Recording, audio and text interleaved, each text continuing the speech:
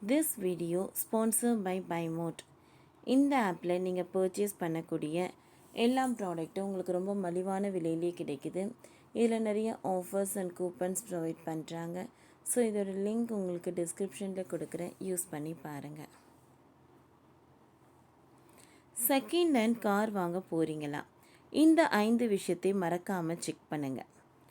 பயன்படுத்திய கார்களை விற்பனை செய்வது தற்பொழுது ஒரு லாபகரமான வணிகமாக வளர்ந்துள்ளது.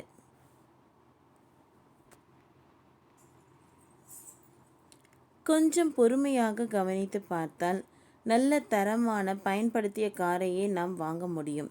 பெரும்பாலானோருக்கு கார் வாங்க வேண்டும் என்பது கனவு, ஆனால் அனைவராலும் அதற்கு செலவு செய்ய முடியாது. இப்படி இருப்பவர்கள் நாடுவது செகண்ட் ஹேண்ட் கார்களை தான். உங்களிடம் 6 முதல் 7 லட்சம் வரை பட்ஜெட் இருப்பதாக வைத்துக்கொள்வோம். இந்த விலையில் ஒரு புதிய காரை வாங்கலாம். ஆனால் 10 லட்சம் முதல் 20 லட்சம் விலையில் விற்பனை செய்யப்படும் கார்களை வாங்க நினைத்தால் அவற்றை செகண்ட் ஹேண்ட் கார்களாக வாங்கி கொள்ள முடியும். இதைவிட குறைவான பட்ஜெட் இருந்தாலும் எத்தனை முறை அவை மறு விற்பனை செய்யப்பட்டுள்ளதோ அதற்கேற்ப விலை மாறுபாட்டுடன் கார் வாங்கலாம்.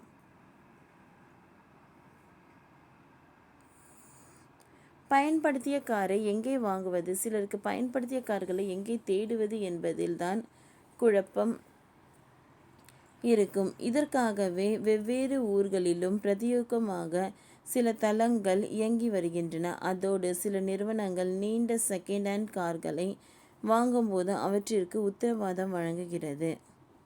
ஆன்லைன் தளங்களில் உரிமையாளர்கள் மற்றும் கார்களை கூர்ந்து கவனியுங்கள். முதலில் உரிமையாளர்களிடம் நீங்கள் கேட்க வேண்டிய கேள்வி என்னவென்றால், வாகன விற்பனை செய்ய விளம்பரம் செய்த நபரின் பெயரில்தான் கார் பதிவு செய்யப்பட்டுள்ளதா என்பதுதான்.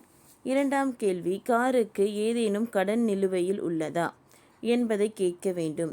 கார் ஆவணங்கள் அனைத்தும் உரிமையாளரிடம் இருக்கிறதா என்பதை உறுதிப்படுத்த வேண்டும். முதலில் வாகனத்தை வெளிப்புறத்தை ஆய்வு செய்ய வேண்டும்.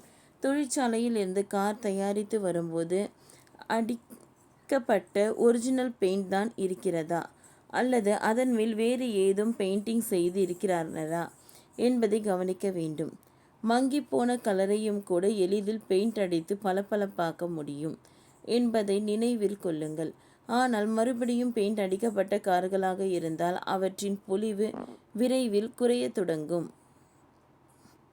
வாகனம் எப்படியெல்லாம் பயன்படுத்தப்பட்டு இருக்கிறது என்பதை தெரிந்து கொள்ள உட்புறத்தை ஆய்வு செய்ய வேண்டும்.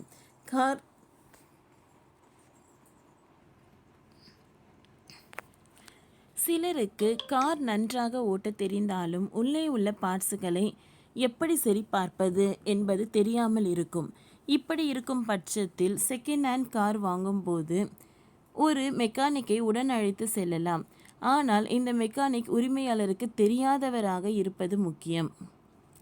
நீங்கள் வாங்கும் கார்கள் இருக்கும் டேமேஜ்களை பொறுத்து உரிமையாளர்களிடம் பேரம் பேசலாம். உண்மையிலேயே உரிமையாளர் சொல்லும் விலைக்கு அந்த கார் மதிப்பு மிக்கதா என்பதை மெக்கானிக் உதவியுடன் தெரிந்து கொள்ளுங்கள். இப்படி தக்க பரிசோதனைகளை செய்து கார் வாங்கும் பட்சத்தில் செகண்ட் ஹேண்ட் கார்களாக இருந்தாலும் நல்ல கார்களை வாங்க முடியும். ஓகே ஃப்ரெண்ட்ஸ், இந்த வீடியோ உங்களுக்கு யூஸ்ஃபுல்லாக இருந்ததுன்னா லைக் பண்ணுங்கள், ஷேர் பண்ணுங்கள், சப்ஸ்கிரைப் பண்ணுங்கள். தேங்க்யூ.